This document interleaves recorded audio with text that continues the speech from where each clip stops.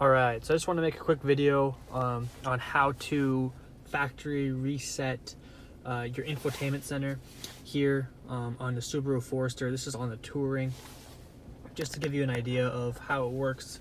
Sometimes you may need to do this. So what we'll have to do is we'll hit the settings button here, and then the bottom left we're on general.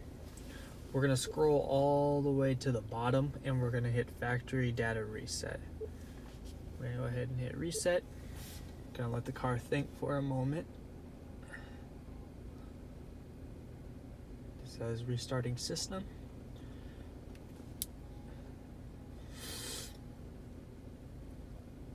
Of course, as it's thinking, the screen should restart for us here momentarily.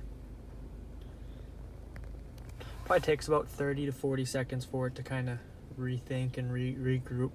But once it does, you just hit agree and the car is back to normal. You hear the radio is on now. Turn that down and everything is good to go, and everything is set back to however you may want it or how it was initially. Thank you.